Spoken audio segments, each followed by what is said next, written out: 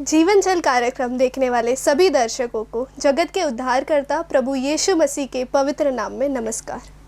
यूहन्ना अध्याय 7 और पद 37 में पवित्र शास्त्र वचन में ऐसा लिखा हुआ है, यीशु ने लोगों को पुकार कर कहा, यदि कोई प्यासा हो तो मेरे पास आकर पिए। जो मुझ पर विश्वास करेगा उसके हृदय में से जीवन के जल की नदियाँ बह निकलेगी। प्रभु यीशु मसीह आपके प्यास को बुझाना चाहते हैं, आपके सवालों का जवाब देना चाहते हैं। प्रभु यीशु मसीह के सर्वश्रेष्ठ नाम में आप सभी प्रियजनों को शुभ संदेश टीवी चैनल पर प्रसारित हो रहे जीवन जल के इस कार्यक्रम में प्रेम भरा स्वागत और अभिवादन। प्रियो, इन दिनों में जब हम उद्धार के विषय में सीख रहे हैं, हमने उद्धार क्या है सीखा। हमने यह देखा कि हर एक मनुष्य जन्म से पापी है और उसे उद्धार के लिए परमेश्वर की सहायता की ज़रूरत है। परमेश्वर ने प्रभु यीशु मसीह में उद्धार का वह कार्य कलवरी के क्रूस पर पूरा किया और उसके बहाए हुए लहू के द्वारा प्रभु यीशु मसीह को हर एक विश्वास करने वाले के लिए प्रायश्चित ठहराया है। जो कोई प्रभु यीशु मसीह पर विश्वास करते हैं वे उद्धार पाते हैं, पाप क्षमा पाते हैं। परंतु पिछले सत्र में हमने सुसमाचार के दौरान मनुष्य की प्रतिक्रिया के विषय में पढ़ना आरंभ किया, जहां हमने देखा प्रभु यीशु मसीह के सुसमाचार को सुनाए जाने पर पवित्र आत्मा के अगुवाई में किस प्रकार कार्य होता है, जिसे हमने यूहन्ना रचित सुसमाचार 16वें अध्याय के 8वें वचन से 11वें वचन तक पढ़ते हुए देखा था। आइए हम उस भाग को पढ़ें। यूहन्ना रचित सुसमाचार 16वां अध्याय 8वें वचन से 11वें वचन तक इस प्रकार लिखा गया है, वह आकर संसार को पाप और धार्मिकता और न्याय के विषय में निरुत्तर करेगा। पाप के विषय में इसलिए कि वे मुझ पर विश्वास नहीं करते, और धार्मिकता के विषय में इसलिए कि मैं पिता के पास जाता हूं और तुम मुझे फिर न देखोगे। न्याय के विषय में इसलिए कि संसार का सरदार दोषी ठहराया गया है। मेरे प्रिय भाइयों और बहनों, हम जब इन वचनों को पढ़ रहे हैं, पिछले सत्र में देखा था कि किस रीति से पवित्र आत्मा मनुष्य को पाप के विषय में निरुत्तर करता है। हमने यह देखा था कि आज इस संसार में सबसे बड़ा पाप यह है कि प्रभु यीशु मसीह पर विश्वास न रखना। हमने यह देखा था कि पाप की मजदूरी मृत्यु है और मृत्यु का अर्थ अलगाव है। शरीर से आत्मा प्राण का अलग होना शारीरिक मृत्यु है। परमेश्वर से पाप के कारण मनुष्य का अलगाव यह आत्मिक मृत्यु है। पाप के कारण मृत्यु ने मनुष्य के जीवन में प्रवेश किया है। इस मृत्यु पर जय पाने वाले प्रभु यीशु मसीह पर जो विश्वास रखते हैं, उनका मेल मिलाप परमेश्वर के साथ होता है। ऐसा इसलिए क्योंकि वह मृतकों में से तीसरे दिन जी उठा, और केवल जी ना उठा परंतु अपने चेलों को दिखाई दिया, उन्हें सिखाया, और अब वह स्वर्ग में परमेश्वर के दाहिने विराजमान है। पिछले सत्र में जैसे हमने 9वें वचन से पढ़ा, पाप के विषय में इसलिए कि वे मुझ पर विश्वास नहीं करते। अविश्वास आज का सबसे बड़ा पाप है। दूसरा, हम देखते हैं कि पवित्र आत्मा मनुष्य को, संसार को धार्मिकता के विषय में निरुत्तर करता है। धार्मिकता के विषय में निरुत्तर करने का अर्थ क्या है? धार्मिकता क्या है? What is righteousness? The right living is righteousness. The right way is righteousness. सत्य के अनुसार चलना, सत्य के अनुसार जीना, सीधा रहना, यही धार्मिकता है। धार्मिकता अर्थ सीधा खड़ा रहना। मनुष्य अपने पाप के बोझ के कारण परमेश्वर की उपस्थिति में झुका हुआ है, वह सीधा खड़ा नहीं हो सकता है। प्रभु यीशु मसीह पर जब मनुष्य विश्वास रखता है, प्रभु यीशु मसीह उसके पाप के बोझ को हटा देता है और अब मनुष्य परमेश्वर की उपस्थिति में सीधा खड़ा होता है। अर्थात जो प्रभु यीशु मसीह पर विश्वास रखता है वह परमेश्वर के सामने धर्मी ठहराया जाता है। मेरे प्रिय भाइयों और बहनों, हम जब धार्मिकता के विषय में अध्ययन कर रहे हैं, मैं चाहता हूं आप यशायाह नबी की पुस्तक 64वें अध्याय में आएं और वहां 6वां वचन पढ़ें। यशायाह नबी की पुस्तक 64वां अध्याय और उसका 6वां वचन हम यहां इस प्रकार पढ़ते हैं। हम तो सब के सब अशुद्ध मनुष्य कैसे हैं और हमारे धर्म के काम सब के सब मैले छितड़ों के समान है। हम सब के सब पत्ते के समान मुरझा जाते हैं और हमारे अधर्म के कामों ने हमें वायु के समान उड़ा दिया है। प्रियो, इस वचन की ओर जब मैं आपका ध्यान आकर्षित कर रहा हूं, मैं चाहता हूं भविष्यद्वक्ता यशायाह के द्वारा लिखे गए इस वचन पर हम ध्यान से देखें। यहां यशायाह कहता है, हम सब के सब अशुद्ध मनुष्य कैसे हैं और हमारे धर्म के काम सब के सब मैले छितड़ों के समान हैं। मैले छितड़ों का अर्थ क्या है? मेरे प्रिय भाइयों और बहनों, हमारे घर में हम जो पोछा मारने के लिए कपड़ा रखते हैं, है ना, वो कितना मैला होता है, कितना गंदा होता है। क्या हम ऐसे कपड़े को अपने घर में आने वाले मेहमान के सामने दिखाने के लिए रखेंगे? नहीं ना। जब हमारे घर कोई मेहमान आ रहे हों तो ऐसे गंदे गंदे कपड़ों को हम छुपा कर रख देते हैं।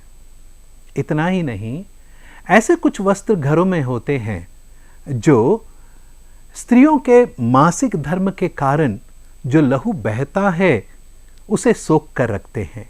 यही अर्थ इन मैले छितड़ों का है। क्या हम ऐसे रक्त से भरे हुए वस्त्र को घर में रखेंगे? नहीं ना। एक दिन दूसरे दिन क्या होगा? बदबू आएगी, है ना। मेरे प्रिय भाइयों और बहनों, हमारे काम भी ऐसे ही हैं। ऐसे मैले छितड़े वस्त्र हमारे धर्म के कामों को दिखाते हैं। हम कहते तो हैं कि हम अच्छे लोग हैं, हम कोई बुराई नहीं करते हैं, हम किसी को धोखा नहीं देते हैं, किसी के विरुद्ध कुछ बुरी बात नहीं कहते हैं, परंतु हमारे जो काम हैं परमेश्वर की दृष्टि में ऐसे मैले छितड़ों के समान है। हमारे काम धर्म के काम नहीं, परमेश्वर की दृष्टि में अधर्म के काम हैं। आप कहेंगे ये कैसे? मैंने तो अच्छा काम किया, भूखे को भोजन दिया, प्यासे को पानी दिया, वस्त्रहीन को मैंने वस्त्र दिया, तो क्या मैंने अच्छा काम नहीं किया? किया। सचमुच में आपने भला काम किया, लेकिन यह कार्य जो आपके मन की बुराई में से निकला है, या कहूं तो पाप प्रभावित मन से ये कार्य जो निकले हैं, ये परमेश्वर की दृष्टि में मैले छितड़े हैं। मेरे प्रिय भाइयों और बहनों, ये कैसे संभव है कि हम परमेश्वर की दृष्टि में फिर धर्मी ठहरें? ये कैसे संभव है कि हम परमेश्वर की दृष्टि में सीधे खड़े हो सकें? परमेश्वर के न्यायासन के सामने झुके हुए खड़े रहना कितना भयानक होगा, क्योंकि वहां से हमें नरक में भेज दिया जाएगा। परंतु यदि हम उसके सिंहासन के सामने धर्मी ठहरेंगे तो हमें वह अपनी उपस्थिति में सदा रखेगा। मेरे प्रिय भाइयों और बहनों, जैसे यशायाह कहता है, एक पापी मनुष्य के कार्य मैले छितड़े वस्त्रों के समान है। हम इन वचनों से चेतावनी पालें। परमेश्वर का वचन कहता है, यूहन्ना रचित सुसमाचार 16वें अध्याय के 10वें वचन में, मैं धार्मिकता के विषय में इसलिए कि मैं पिता के पास जाता हूं और तुम मुझे फिर न देखोगे। संसार के विषय में प्रभु यीशु मसीह कहते हैं वे पुनरुत्थित प्रभु को जान सकते हैं, पहचान सकते हैं, परंतु वे उसे फिर नहीं देखेंगे। यह संसार और इस संसार में जो पापी मनुष्य है जिसका उद्धार नहीं हुआ, उसके लिए एक बार मृत्यु और उसके बाद न्याय ठहराया गया। जब वह प्रभु यीशु मसीह के सामने होगा, न्याय के लिए होगा। परंतु जो प्रभु यीशु मसीह पर विश्वास रखता है वह न्यायासन से पहले ही प्रभु यीशु मसीह के संगति में अपना जीवन बिताता है। वह अपना नहीं परंतु प्रभु का जीवन बिताता है। आइए मेरे साथ, जब हम इन वचनों को पढ़ रहे हैं धार्मिकता के विषय में, करंथियों को लिखी गई पौलुस की दूसरी पत्री उसके 5वें अध्याय के 12वें वचन को पढ़ें। करंथियों को लिखी गई पौलुस की दूसरी पत्री 5वां अध्याय और उसका 21वां वचन। 5वां अध्याय 21वां वचन। जो पाप से अज्ञात था उसी को उसने हमारे लिए पाप ठहराया कि हम उसमें होकर परमेश्वर की धार्मिकता बन जाएं। प्रियो, इस वचन में हम पढ़ रहे हैं कि प्रभु यीशु मसीह के विषय में परमेश्वर ने हमारे प्रति क्या किया है।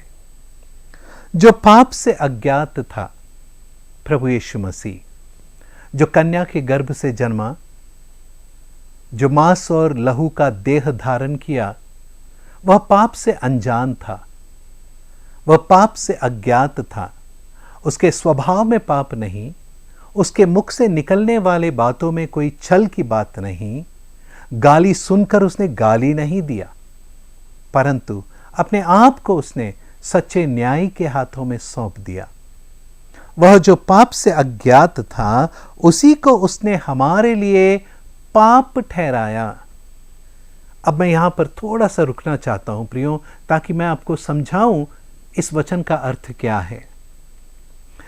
उसी ने अर्थात परमेश्वर ने उसे अर्थात प्रभु यीशु मसीह को हमारे लिए पाप ठहराया।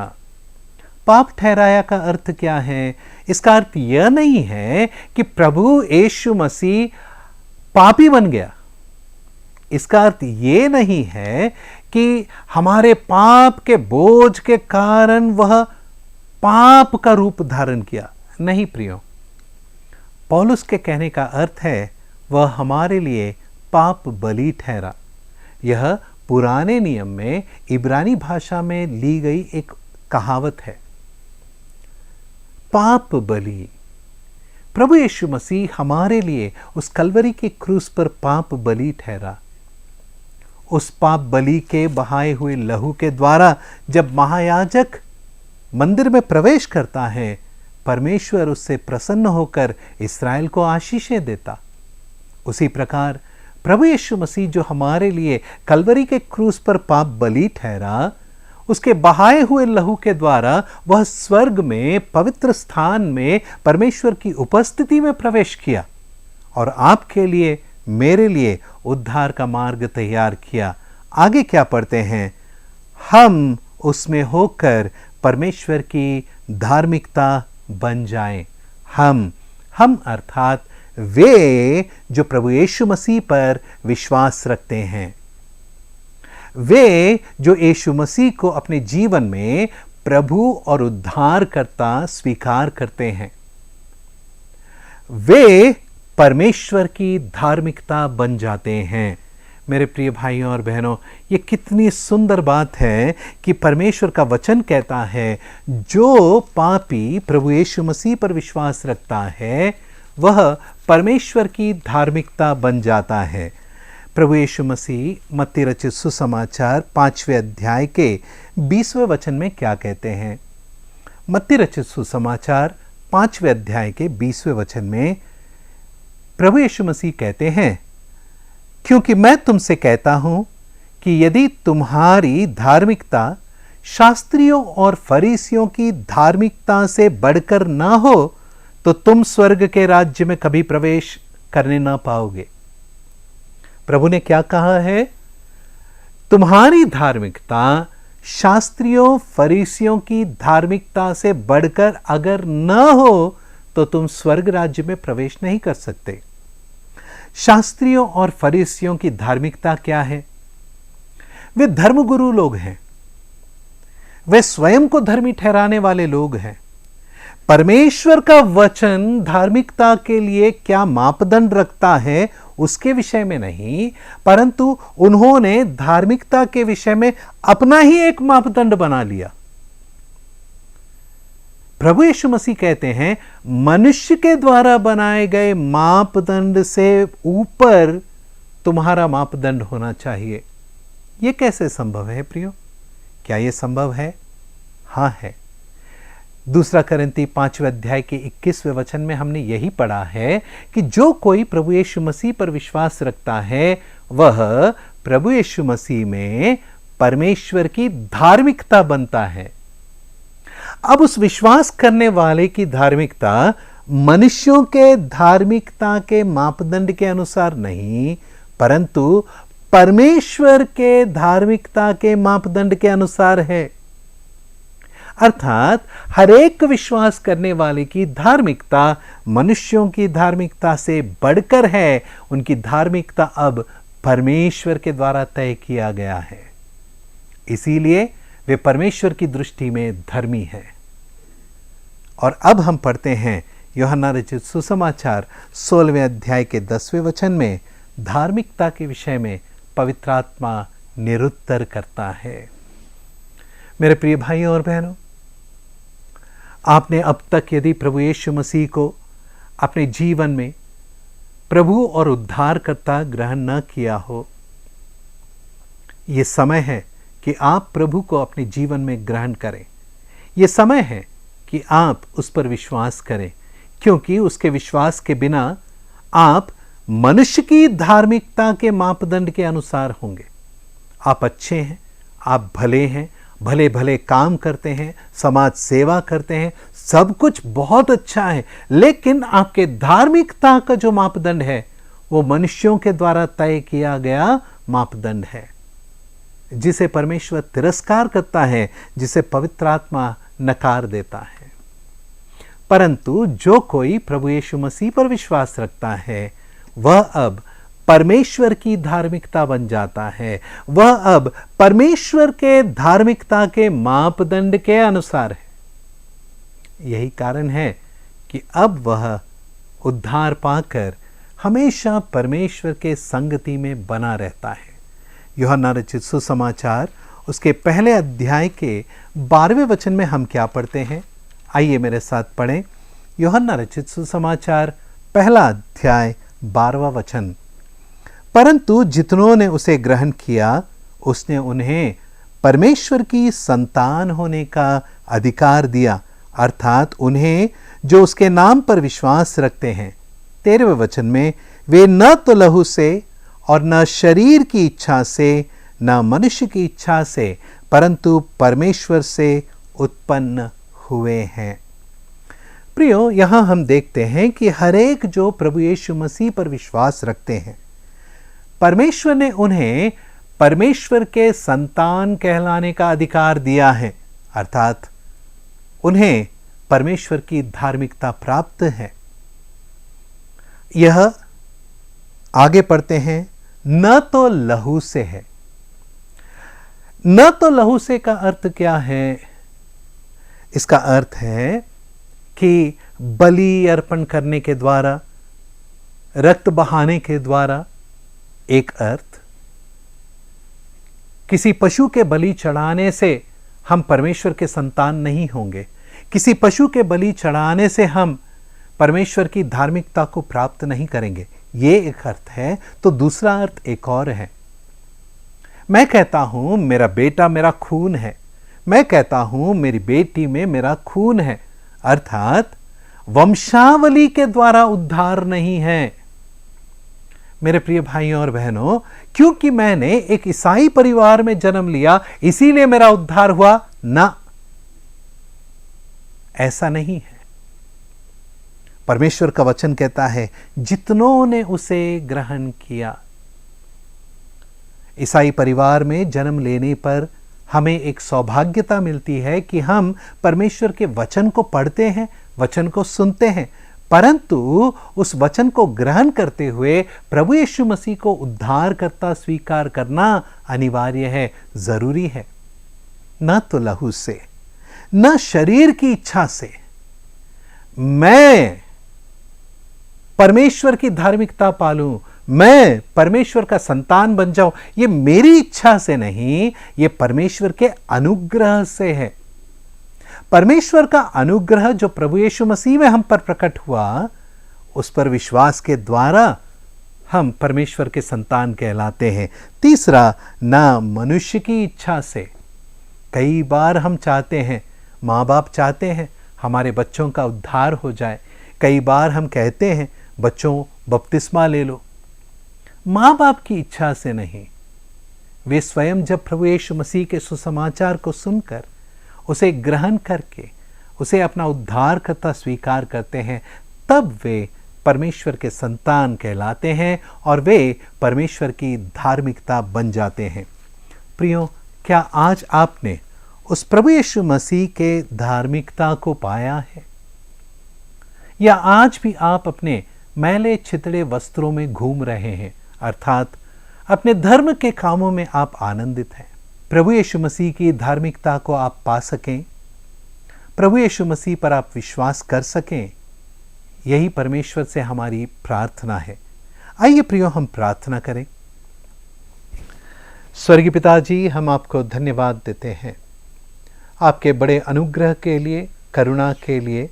आपने आज एक और बार सुसमाचार की सेवा में हमें आगे बढ़ाया और हमारे प्रियजन जिनका अब तक उद्धार नहीं हुआ है, उन तक प्रभु यीशु मसीह के सुसमाचार को पहुंचाने का यह अवसर दिया है। धन्यवाद पिताजी। हमारे प्रियजनों के हृदयों को छेद, पवित्र आत्मा का कार्य उनके जीवन में हो, ताकि वे भी प्रभु यीशु मसीह को अपना उद्धारकर्ता स्वीकार करें, प्रभु को ग्रहण करें और वे भी परमेश्वर के संतान कहलाएं, परमेश्वर की धार्मिकता बन जाएं।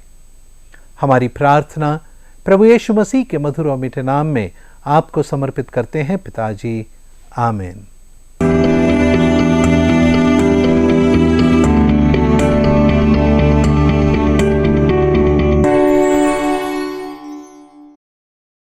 अगर परमेश्वर ने इन वचनों के द्वारा आपसे बातें की है और आप इस विषय पर अधिक जानकारी प्राप्त करना चाहते हैं या किसी प्रार्थना के विषय को बांटना चाहते हैं, तो निस्संदेह हमसे संपर्क करें। हमारा पता Jeevan Jal Nav Bhavna building 422 SVS road, post box number 19161, Prabhadevi, Mumbai 40025। प्रार्थना एवं मुफ्त बाइबल करस्पॉन्डेंस कोर्स करने के लिए हमें संपर्क करें और अपना नाम और पूरा पता तुरंत हमें SMS करें। Mobile number 7710065115। Email ID gospelbroadcast@yahoo.com। Web address www.lwgb.org। YouTube address जीवन जल TV@YouTube। जीवन जल कार्यक्रम को हर सोमवार शाम 6:30 बजे इसी चैनल पर देख सकते हैं। धन्यवाद।